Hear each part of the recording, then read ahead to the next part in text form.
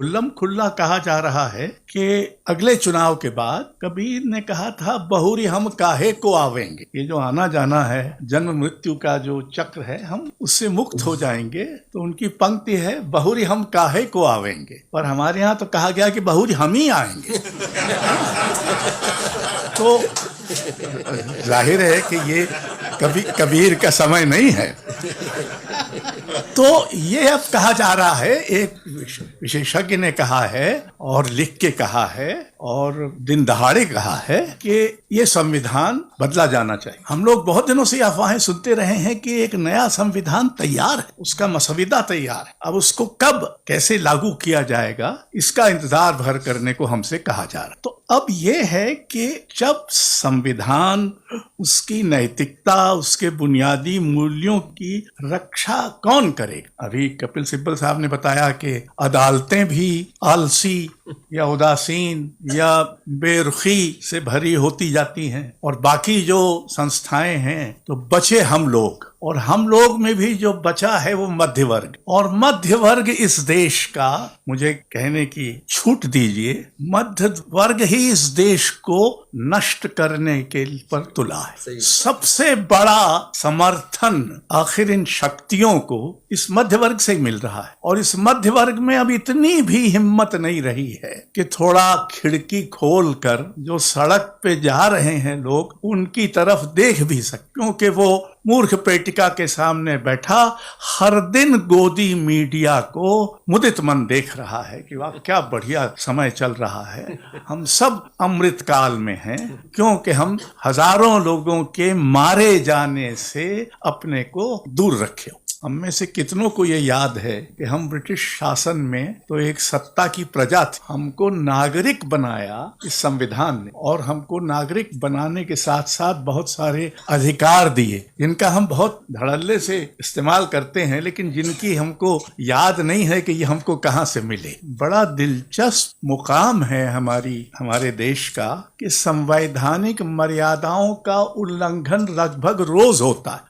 पहले कभी कभी होता था, क्योंकि 10-15 दिन में एक बार होता था, महीने 2 महीने में एक बार होता था, अब तो रोज होता है। और ये सिर्फ सत्तारूढ़ राजनीति या सत्ता द्वारा नहीं होता, ये नागरिकों द्वारा भी होता है। यानी नागरिकों का एक बड़ा हिस्सा भी इस उल्लंघन में शामिल। बहरहाल संविधान के बारे में कई बातें कही गई कि वो एक राजनीतिक दस्तावेज है, तो वो एक व्यवस्था का भी दस्तावेज है और सपने का भी दस्तावेज। यानी हम व्यवस्था क्या हमारी व्यवस्था क्या होगी, लेकिन हमारा सपना क्या हो, वो यथार्थ को हिसाब में लेता है। यानी उस समय जो यथार्थ था और कितना भयानक यथार्थ था, उस यथार्थ को भी उसने हिसाब में लिया, और उसके बाद जो उसकी संभावना है उसको भी उसने आंका। संविधान हमारा उत्तराधिकार भी है और भविष्य की कल्पना भी। हमको संविधान उत्तराधिकार में मिला। हम लोग कई बार ये सोचते हैं कि, बल्कि मैं पूरी कह जाऊं फिर उसकी व्याख्या करता हूं, कि राज्य और नागरिकों दोनों की आचरण संहिता, कि राज्य क्या करेगा और नागरिक क्या करें। हम कई बार ये भूलते जाते हैं कि हम जिस तरह के नागरिक हैं, जो भी हम सुख सुविधाएं भोगते नागरिक हैं, वो सब हमें इस लोकतंत्र का उपहार है। ये लोकतंत्र न होता तो हम न होते, या कम से कम वहां न होते जहां हम हैं। और उस लोकतंत्र को इस देश में बनाया है संविधान ने। वो मर्यादाओं का निर्धारण भी करता है और उनका अतिक्रमण बाधित भी करता है, कि कौन सी हदों में आप रहेंगे और कौन सी हदों को आप कभी पार नहीं करेंगे। आजकल लक्ष्मण रेखा की बड़ी बात होती है, और अक्सर वो ऐसे संदर्भों में होती है जबकि लक्ष्मण रेखा पार करने का क्या मतलब हुआ था, क्या हश्र हुआ था, उसको भूल जाते हैं लोग। लक्ष्मण रेखा पार करने के कारण ही अपहरण हुआ, और यहाँ तो हर रोज लक्ष्मण रेखा पार की जा रही है, और शायद हर रोज अपहरण भी हो रहा है, लोकतंत्र का अपहरण। संविधान में जो कई बार ऐसा लगता है जैसे संविधान कुछ बाबा साहब अम्बेडकर और कुछ ये बड़े जो चतुर लोग थे, सयाने लोग थे, इन्होंने बैठ के बना दिया। पर हम भूल जाते हैं कि संविधान की जो बुनियादी नैतिकता है वो असल में तो भारत की अपनी परंपरा से आई, और जिन मूल्यों को हम संविधान के बुनियादी मूल्य कहेंगे वो अपने आप में मूलतः आध्यात्मिक और नैतिक मूल्य है। स्वतंत्रता को लीजिए, स्वतंत्रता की जो अवधारणा भारतीय समाज में थी वो व्यक्तिगत मुक्ति की अवधारणा, मोक्ष, आप ये करेंगे तो आपको मोक्ष। सामाजिक मुक्ति की अवधारणा संभवतः नहीं। मैं चूंकि विशेषज्ञ नहीं हूं, नहीं जानता, लेकिन मुझे लगता है कि महात्मा गांधी का ये बहुत बड़ा अवदान था कि उन्होंने इस समाज में प्रचलित व्यक्तिगत मुक्ति की अवधारणा को सामाजिक मुक्ति यानी स्वतंत्रता की अवधारणा में बदला। आखिर क्यों हमने अंग्रेजों के पहले कभी स्वतंत्र होने की नहीं सोची? वो ऐसा हमको लगता भी नहीं था कि हम ऐसे कहीं आ गए हैं जहां से हमको स्वतंत्र होना चाहिए। बहरहाल तो भारतीय परंपरा जो है वो उसमें भी, वेद में तो ऋषि जो है वो खुद ही कह रहा है, सब कहने के बाद कि जब ये कुछ नहीं था और ये नहीं था, ना अंधेरा था ना उजाला था, ना उपस्थित थी ना अनुपस्थित थी, तब क्या था? फिर कहता है हो सकता है उसको पता हो, उस विधाता को पता हो जिसने सृष्टि को रचा है। यहां तक तो ठीक है, फिर जोड़ता है कि हो सकता है उसको भी पता ना। तो ये तो भारत में संशय की परंपरा की शुरुआत वेद से हो गई। और उपनिषद तो सब प्रश्नोत्तर ही हैं, तो प्रश्न पूछ, रामायण में कुशल प्रश्न है, महाभारत में यक्ष प्रश्न है, हर जगह तो प्रश्नांकन की भारतीय परंपरा। फिर आगे आकर हमारे संतों ने ईश्वर तक को नहीं बख्शा है। और कृष्ण के बारे में उद्धव आते हैं कहने, उसका संदेश लाते हैं गोपियों को थोड़ा बहलाने के लिए, तो गोपियां क्या कहती हैं? मैं आपको सिर्फ 2 पंक्तियां बताता हूं। उद्धव मन न भय 10-20, एक हुतो सो गयो श्याम संग को अवराध है ईश। एक मन था तो वो तो कृष्ण के साथ चला गया, और तुम कह रहे हो कि हम ईश्वर की आराधना करें। तो हमारे पास मन 10-20 होते तब तो हम कर सकते थे। हम ईश्वर की आराधना नहीं करेंगे क्योंकि हमारे पास मन ही नहीं है। धर्मद्रोह सूरदास के यहाँ। दूसरा कहते हैं उद्धव तुम राजनीति कराए, तुम राजनीति शब्द का ठीक उस अर्थ में जिस अर्थ में आज इस्तेमाल होता है सूरदास ने उपयोग किया है। उद्धव तुम राजनीति कराए। बहरहाल भक्ति कवियों ने, और उर्दू की कविता में, उर्दू में कोई भक्ति कविता है ही नहीं। उसमें अल्लाह ताला की स्तुति में कोई महत्वपूर्ण कवि ने कभी कुछ नहीं लिखा। उसका मिलान करिए हिंदी में, तो हिंदी के सारे भक्त कवि अंततः भक्त कवि थे, भले वो प्रश्न भी पूछते थे। किसी मौलवी के समर्थन में कोई उर्दू कविता नहीं, जहां तक मैं तो ये सब परंपरा आते हुए, और फिर हमने जब आधुनिकता हमारे यहाँ आई, हमने पश्चिम से भी सीखा, हमने स्वतंत्रता संग्राम से भी सीखा, हमने सभी धर्मों से भी सीखा। ये सब जो मूल्य इनसे विकसित हुए उनको एक तरह से संविधान में प्रियम्बल में भी जिसका जिक्र किया, वो सारे के सारे मूल्य वहां दिए हुए। अब ये मूल्य क्या है? स्वतंत्रता, समता, न्याय और भाईचारा। ये चारों मूल्य मैं दोहराता हूं, अपने मूल में नैतिक और आध्यात्मिक मूल्य है। राजनीति के मूल्य ये नहीं है। मुख्यतः राजनीति में इनकी चर्चा होती होगी, कभी कभी राजनीति भी नीति का सहारा लेती है, लेकिन अक्सर, और अब तो इस समय जो राजनीति है वो राज पर इस कदर आक्रांत है राज से कि उसमें नीति बची ही नहीं है, और जिसके बहुत सारे उदाहरण अभी सिब्बल साहब ने दिए। तो ये जो मूल्य हैं, यानी मूल्यों का एक हिस्सा तो ये है स्वतंत्रता, समता, न्याय, भाईचारा। दूसरा हिस्सा है प्रश्नांकन, जवाबदेही, सर्वधर्म समभाव, असहमति, बहुलता, खुलापन, ग्रहणशीलता, परिवर्तनशीलता। और ये सब भारतीय परंपरा से आए। परंपरा में बहुत गलीज भी है, बहुत त्याज्य भी है, तो हम छोड़ते जाते हैं धीरे धीरे। हर चीज तो हम एकदम से नहीं छोड़ सकते, पर हम अपनी परंपरा के अगर उजले हिस्से को याद करें, और परंपरा का जो आधुनिक पुनराविष्कार हमारे पास, तो उसका इतना कालजयी उदाहरण है। महात्मा गांधी हिंदू परंपरा की कितनी चीजों को उन्होंने वो करके उसको पुनराविष्कार कर, और जो चीजें छोड़ी जानी थी उनको छोड़ दिया। तो ये जो संविधान में एक तरह से निजी अधिकार और सामाजिक आवश्यकताओं के बीच एक सामंजस्य भी रखा गया है। आपको अभिव्यक्ति की स्वतंत्रता है, लेकिन वो शर्त है क्या? अब तो यह है कि इस समय तो लिंचिंग, किसी निरपराध को की हत्या करना, लोगों की भीड़ जमा करके कुछ भी किसी को जला देना, बुलडोजिंग करना, ये सब सामाजिक अभिव्यक्ति के लगभग कानूनी माध्यम बन गए, क्योंकि अदालतें भी कुछ नहीं कर। आपने बताया कि उन्होंने हस्तक्षेप करने से इनकार कर दिया, सो हो गया। अब फिर वहां एक महापंचायत हुई है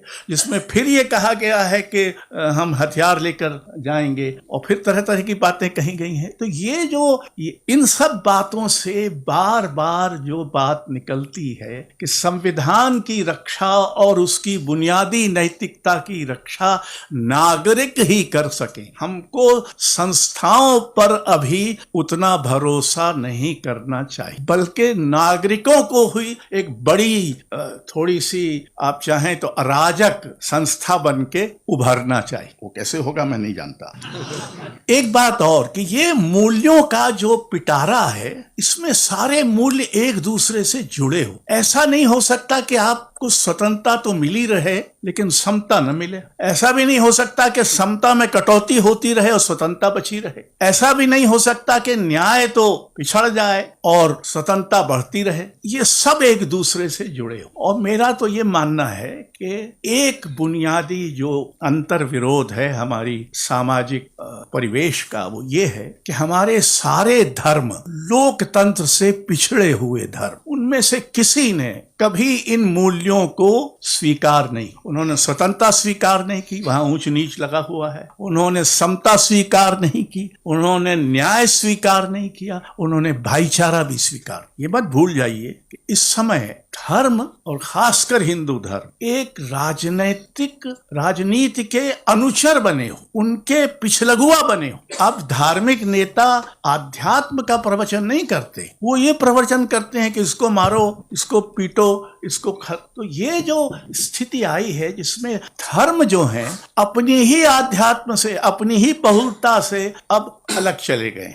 अभी मुख्य न्यायाधीश ने 15 अगस्त को एक लेख लिखा है जिसका अंतिम शब्द है कॉन्स्टिट्यूशनल कॉन्शियस, संवैधानिक अंतःकरण। खुदा जाने वो क्या होता है, तो मुख्य न्यायाधीश जानते होंगे या जो न्याय के विशेषज्ञ हैं वो जानते होंगे। हमारा जो संविधान का अंतःकरण कब जागेगा नहीं जानते, लेकिन क्या नागरिकों के अंतःकरण के ऐसे विजड़ित होने से मुक्त होने का मुकाम नहीं आ गया है? अगर नहीं आया है, और अगर आप में से अधिकांश को ये लगता है कि नहीं आया है, तब तो संवैधानिक अंतःकरण का कोई अर्थ ही नहीं होगा। संवैधानिक अंतःकरण तभी रूप ग्रहण करेगा जब नागरिक अंतःकरण सक्रिय होगा, नागरिक अंतःकरण मुखर होगा और निर्भय होगा। हम सब डरे हुए लोग, और हमको डराने वाले भी बहुत हैं। अब परिवार ही आपको डरा देगा कि क्यों इतना बोलते रहते हो, चुप रहो, तुम क्या तुम्हारी उम्र 83 बरस की हो गई, कब्र में पैर लटके हैं, अब क्या कर रहे हो ये सब।